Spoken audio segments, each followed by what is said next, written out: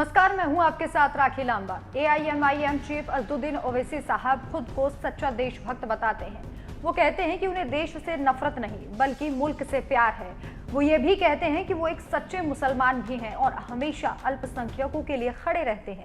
लेकिन कई बार उनकी जुबान देश में नफरत फैलाने का काम करती है। ज्यादातर उनके कार्यक्रम के मंच पर ही अक्सर देश विरोधी नारे सुनने को मिलते हैं।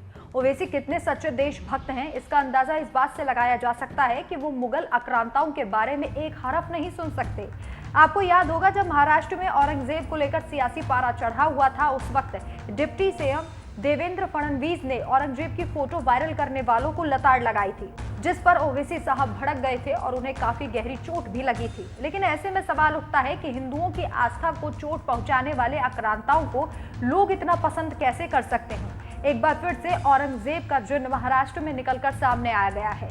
इस बार ओवैसी के कार्यक्रम में औरंगजेब के नारे लगाए गए, नारे भी ऐसे जिन्हें सुनकर हर हिंदुस्तानी का खून खौल उठेगा।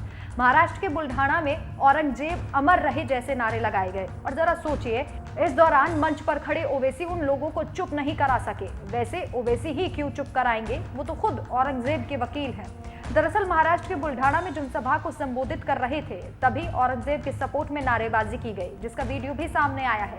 वीडियो में देखा जा सकता है कि जब AIMI चीफ रैली को संबोधित कर रहे थे, इसी दौरान अचानक से ओवैसी के समर्थक औरंगजेब के समर्थन में नारे लगाने लगे। और इस दौरान उनके सामने खड़े लोगों ने नारे लगाए, जब तक सूरज चांद रहेगा औरंगजेब अमर रहेगा। दोस्तों और बुजुर्गों, तीसरी बात यह है, तीसरी बात सुनिए अभी। तीसरी बात यह है, नहीं सुनो, हाँ रहेंगे। हालांकि ओवैसी अपने समर्थकों को शांत कराने की कोशिश करते हुए दिखाई दिए, लेकिन उनकी किसी ने नहीं सुनी।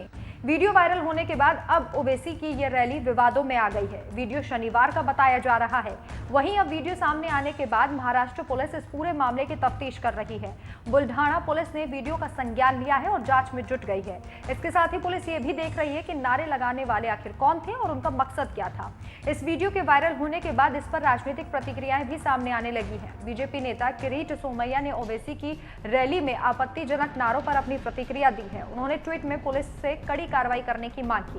उन्होंने ट्वीट में लिखा कि ओवैसी की रैली में औरंगजेब अमर रहे जैसे नारे लगाए गए हैं। मैंने मामले में बुल्ढाना के पुलिस अधीक्षक से बात की है, कड़ी कार्रवाई की भी मांग की गई है।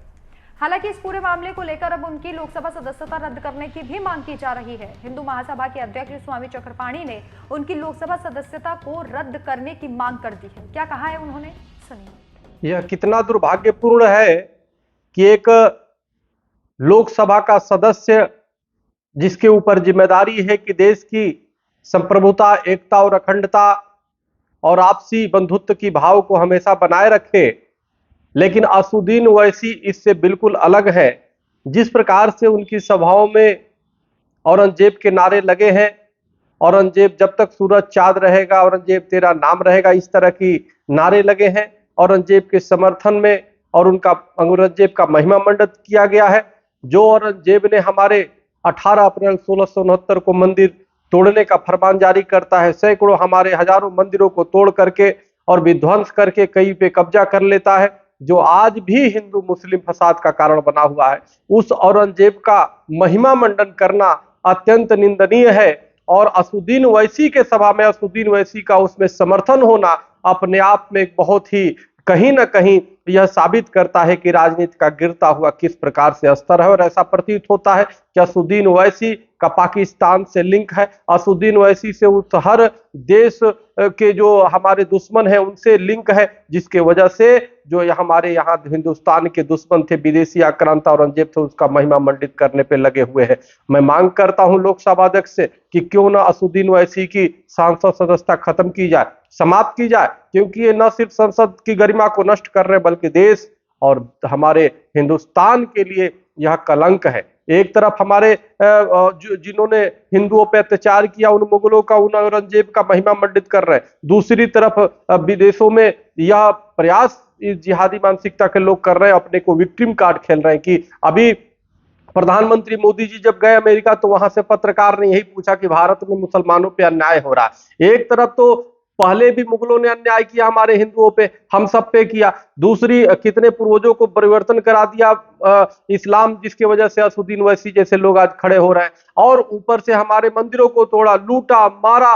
पूरे दुनिया में, पाकिस्तान में देखो कितने अत्याचार हिंदुओं पे हो रहा है। दूसरी तरफ हिंदुस्तान के खिलाफ एक पत्रकार पूछती है प्रधानमंत्री मोदी से कि यहाँ पे भारत में मुसलमानों पे अन्याय हो रहा है, अल्पसंख्यक पे अन्याय हो रहा है, जबकि बहुसंख्यक पे अन्याय हो रहा है, हिंदुओं पे अत्याचार हो रहा है, हिंदुओं पे अन्याय हो रहा है। इसलिए असुद्दीन ओवैसी जैसे लोगों ने इस देश की छवि जानबूझ के धूमिल की है, जानबूझ करके प्रयास कर रहे हैं कि देश में एकता भाईचारा टूटे।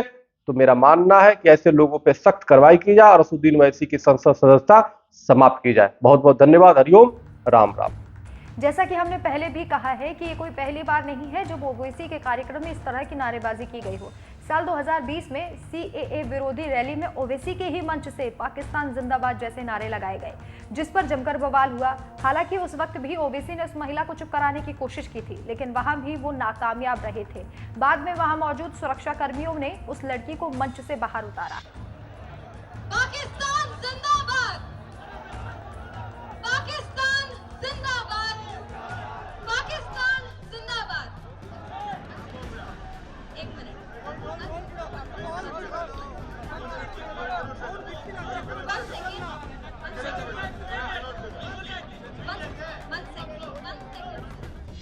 ऐसे में एक ही सवाल लोगों के जहन में आता है कि ओवैसी के मंच पर या कार्यक्रम में ही ऐसी नारेबाजी क्यों होती है, उनके मंच से ही देश विरोधी नारेबाजी क्यों सुनाई देती है।